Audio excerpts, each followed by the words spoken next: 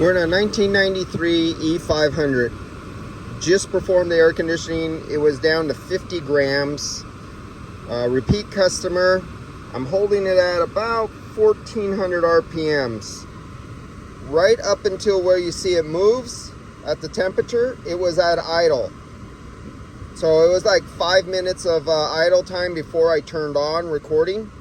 So basically 0 time is 5 minutes, 6, 7 minutes. So 7 minutes in, I hit the throttle, I brought it up to 1400 RPMs, and we went from a steady temperature or a steady pressure of 29 PSI, and we would cycle out at 15 PSI. Let's see, 15 PSI. So roughly at 15 PSI, this one would cycle out. You could see our high side pressure was floating around 128 PSI when it was at idle. But now that I have it up at, I went above 1400 RPMs. Now that I have it at, let's get back to 1400 RPMs. Now I gotta find 1400 RPMs. I'll get there.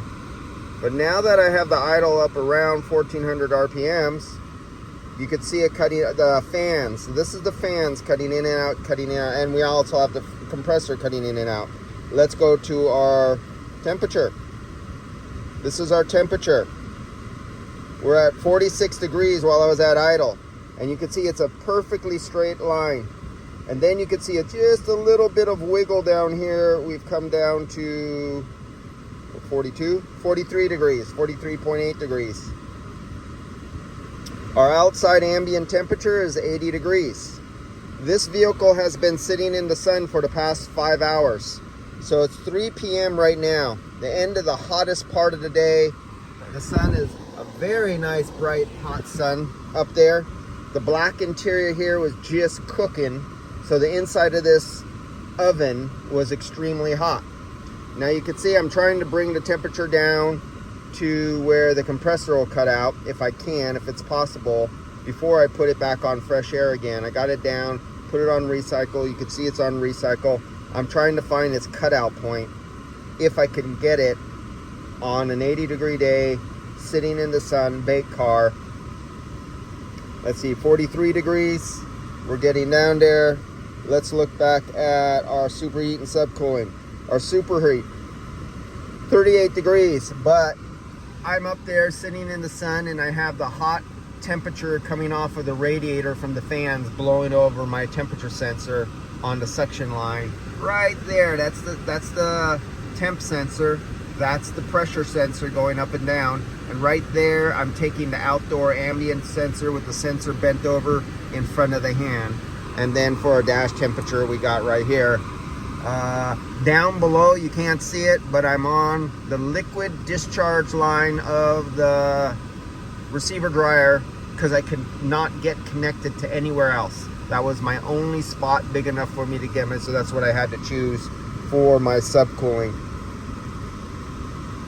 134 refrigerant, and I'm still holding it at 1400 RPMs. And what does the cycle look like?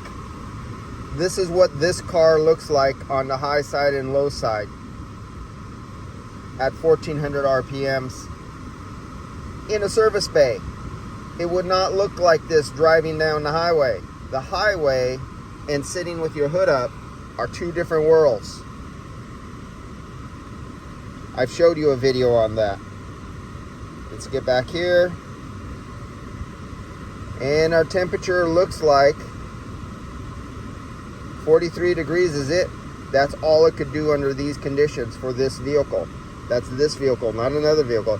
Now, let's play with turning down the fan speed. Let's see what could happen here. Let's go back to, take a look at what our pressures are doing. Went down to 12 PSI. 200, look how this looks. Now, watch. Let's go to low fan speed.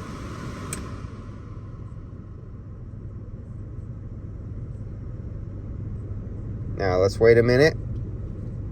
Let's see what it looks like. Yep, that's low fan speed. For a second there, I thought it was dead fan. Wow. Numbers are changing. Oh, why I lost track. There we go. Something's changing here. Look at the low side pressure. Look at the high side pressure. What changed? Okay, I'm still holding right there. Actually went from 14 to 15. Let me see if I could get it back down to 14. Come on. Come on. Too much. Too much. I just choose 14 because I thought I could hold it right there real steady. But do you see the pattern start to change? Do you see a pattern here? Low fan speed. That means there's a very low load of heat transferring heat energy out of the air to be absorbed into the evaporator. Less heat is being absorbed. Okay, now let's get over to our temperatures and take a look at how that, still 43 degrees, our minimum temperature, that has not changed. High fan speed, low fan speed, exact same temperature at the exact same idle speed of 1400 RPMs. Now on some vehicles, when you go to low speed, you will notice that that low temperature might take a dive and it'll go all the way to its minimum temperature. Old school. On this one, well, this is an old school vehicle, but on this one, it doesn't. It stayed exactly the same within 1 degree. Let's take a look at what it looks like. See, that's back when I was at high speed. Remember when I took it there? Well, now you see it's more steady and it's the same temperature. Nothing changed. 1400 RPMs in the sun, high speed or low speed, did not change the outlet temperature at all whatsoever. There is no rule of thumb. There is no normal nowadays, guys. Don't let anybody tell you anything different. So let's come back and look at our pressures again. You see how much lower our pressures are? We're no longer heading up in there. They're spanned out longer. Now before, when I first started this up the first 5 minutes, the thermal liquid fluid filled fan clutch was not kicking in and electric fans were taking over, and it was going all the way up to 270 psi, and it was cycling way up here. But unfortunately I didn't get that on video because that's how this vehicle does.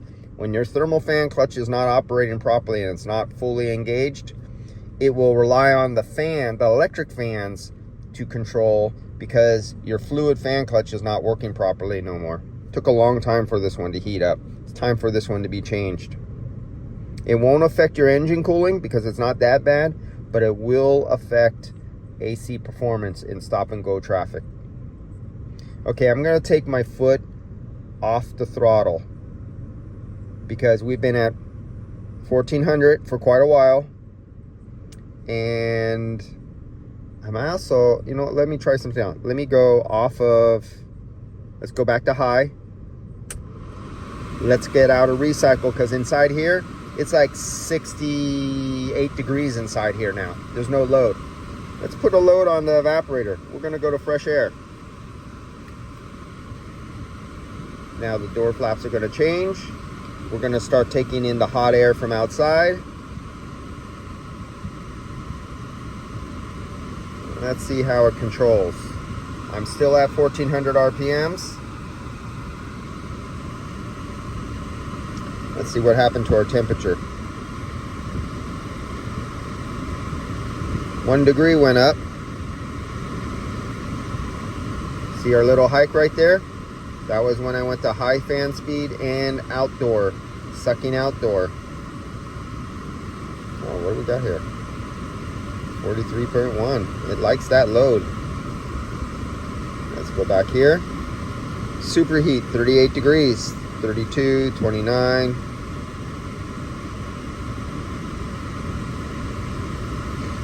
All right, that's enough.